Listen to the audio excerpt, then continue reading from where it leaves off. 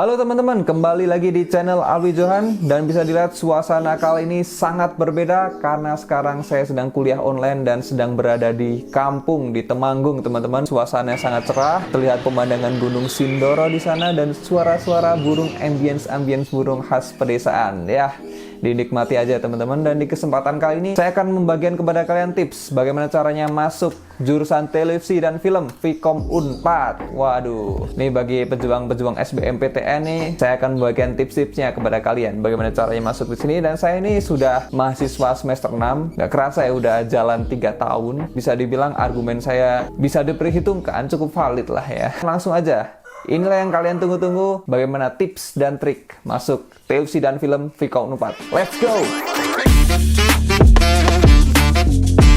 Yang pertama, nomor wahid, dan ini adalah hal yang paling fundamental teman-teman, paling dasar, bahwa kalian memilih jurusan ini secara sadar, tidak sedang mabok, dengan kesadaran penuh kalian memilih televisi dan film Vkom Unpad. Kalian tidak ada paksaan, tidak ikut-ikutan teman, dan pastikan kalian secara mandiri. Sepertinya televisi dan film Vkom Unpad adalah jurusan yang pengen banget aku pilih, dan ini adalah sesuai passionku dan gue bakal milih ini gitu. Kalian nggak menimbang-nimbang, aduh yang penting karena peluangnya di sini banyak, milih ini aja deh. Jangan ikut-ikutan teman-teman. Kalian harus aktif memilih secara sadar, tidak dipaksa orang tua. Kalaupun ada orang tua yang maksa, ternyata tidak ada. Kalau paksa kedokteran ada. Jika kalian sudah di titik itu, wah gua ini jurusan gua banget nih. Kalian udah ada di titik itu, it's a good start. Jika kalian nggak ada, pikir-pikir dulu deh. Kita langsung masuk ke step kedua. Selanjutnya saya akan membahas 3 jalur masuk televisi dan film Vkom Unpad. Yang pertama adalah jalur SNMPTN. Mungkin kalian udah tahu ini adalah jalur gacha. Cara masuknya dipertimbangkan selain karena nilai, karena prestasi juga, dan juga ikatan alumni. Jika ada alumni kalian yang keterima SNMPTN, kemungkinan kalian keterima itu bakal gede. Prestasi juga memengaruhi sih, bukan hanya nilai doang. Kalau nggak salah, penerimaannya 20%. Jalur selanjutnya adalah jalur mandiri, teman-teman. Jalur mandirinya jalur wawancara. Ini tuh juga 20% kalau nggak salah. Dan aku nggak tahu wawancara detailnya itu seperti apa, biayanya juga seperti apa, berapa, aku juga nggak tahu. Mungkin aku akan membuat video sendiri tentang jalur mandiri masuk Unpad. Jalur terakhir ini adalah jalur paling bloody, paling susah juga, sekaligus jalur yang keterimanya itu paling banyak, yaitu 60% dari total 100% mahasiswa itu dari SBMPTN. Ini adalah jalur di mana anak-anak pada pindah jurusan, yang dulunya IPA pindah ke Tesoshum gitu kan. Jalur ini adalah jalur yang aku lalui dulu waktu tahun 2019. Jadi di kesempatan ini saya bakal lebih bahas mendetail mengenai jalur SBMPTN, berapa nilainya, bagaimana ambang batas nilai dan lain sebagainya, bagaimana tips pengerjaan soal dan lain sebagainya. Tips paling mendasar untuk menghadapi SBMPTN itu kan ada namanya tes UTBK ya teman-teman. Tesnya itu UTBK, seleksinya namanya SBMPTN. Dan UTBK ini adalah yang bakal kalian hadapi di depan mata kalian, UTBK ini. Nah, apa sih yang harus dipersiapkan untuk menghadapi UTBK? Belajar. Nggak ada yang lain, udah belajar. UTBK itu ibarat kalian itu perang ya. UTBK itu perangnya kalian itu habis-habisan. Mau ngapain sebelum perang? Apakah kalian udah kosongan aja perang, atau kalian mau ngasah pedang, atau kalian mau bawa tameng, atau kalian mau latihan fisik sebelum perang? Itu tergantung kalian. Kita ibaratkan adalah Harry Potter, teman-teman. Harry Potter nih, kalian tahu kan Harry Potter yang pertama itu? Sebelum Harry Potter masuk sekolah Hogwarts, dia itu sama Hagrid diajak dulu belanja dulu, persiapan teman-teman. Dia itu belanja tongkat sihir, Leviosa, burung hantu, sama sapu sihir, sapu terbang. Meskipun dia adalah anak jenius, dia itu persiapan sebelum masuk sekolah sihir. Dan kalian juga harus belajar. Kalau ditanya bagaimana tips belajar saya, dulu waktu itu aku masuk kelas 12, bukan dari IPA ya teman-teman. Aku mengorbankan pelajaran-pelajaran yang dari IPA itu. Kimia, fisika, biologi itu udah aku lupain. UN, US udah aku lost aja gitu. Terutama waktu masuk kelas 12 itu aku sering waktu kimia itu aku bawanya buku soal SBMPTN yang setebel ini gitu. Aku ngerjain soal soshum gitu. Suka bolos juga, terutama waktu fisika. Fisika itu ada namanya Pak Budi. Dia itu ngajarnya di lab. Jadi kita ke lab gitu. Dia nggak ke kelas dan dia itu nggak pernah ngabsen, teman-teman. Jadi waktu ingat kelas 12, hampir setengah dari kelas itu bolos. Termasuk saya dong pastinya.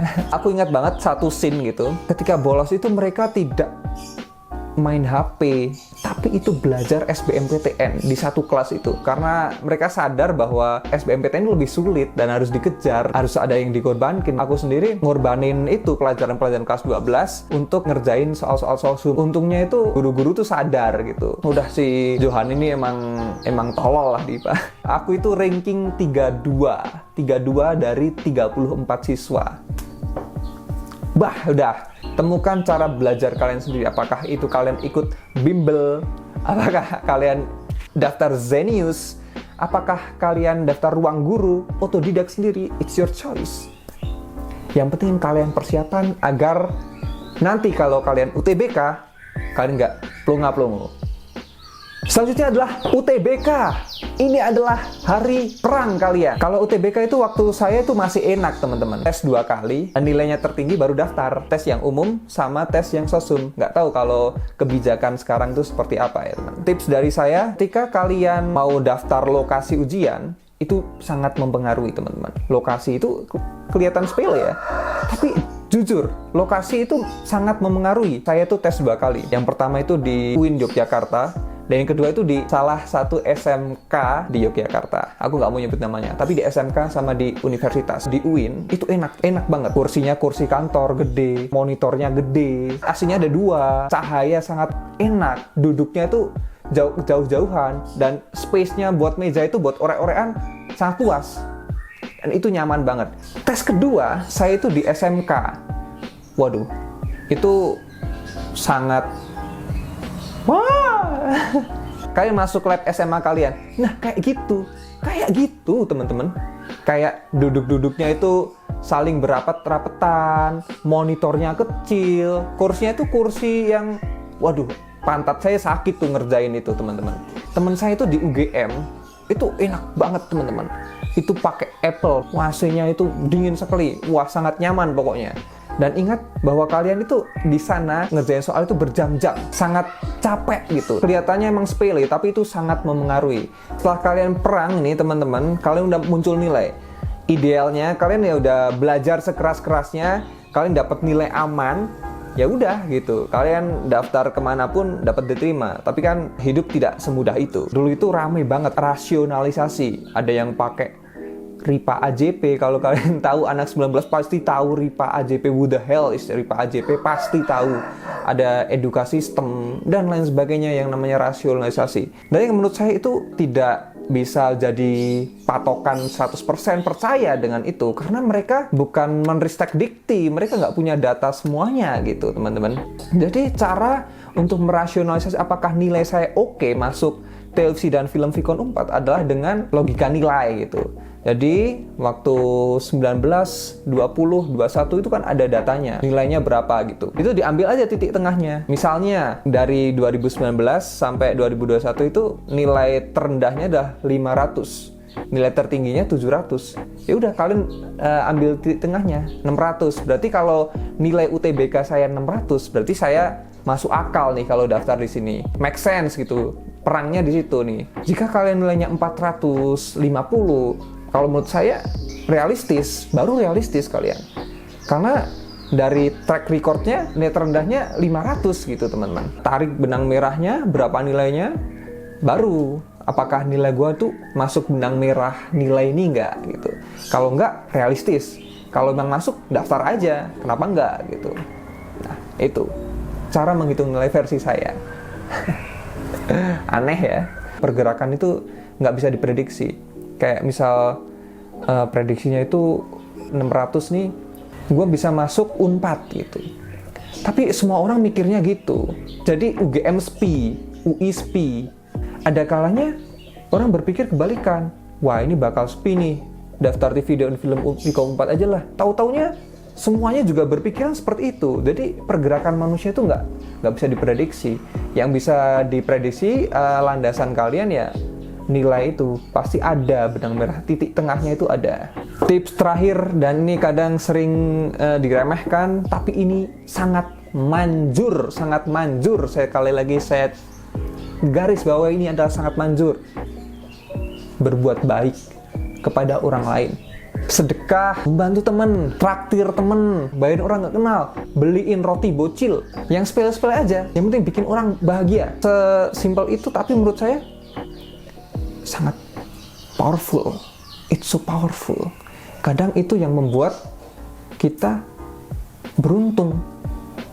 Tapi ingat sekali lagi ya, kalian berusaha dulu, belajar dulu, baru mengharapkan beruntung. Nggak bisa kalian sedekah doang gitu, nggak belajar mengharapkan keterima gitu. Dan itulah teman-teman tips-tips dari saya untuk masuk jurusan televisi dan film Vkom Unpad. Kalau ada yang ditanyakan silahkan DM aja di Instagram @alwijo atau di kolom komentar aja, karena aku sepertinya lebih aktif di YouTube daripada di Instagram. Apabila kalian nonton ini dan kalian keterima, aku sangat bangga. Sangat amat bangga karena aku bisa membantu kalian gitu. Silahkan komen konten apa lagi yang pengen kalian request gitu, silahkan komen aja. Nama saya Alwijohan dan sampai jumpa. Silahkan komentar.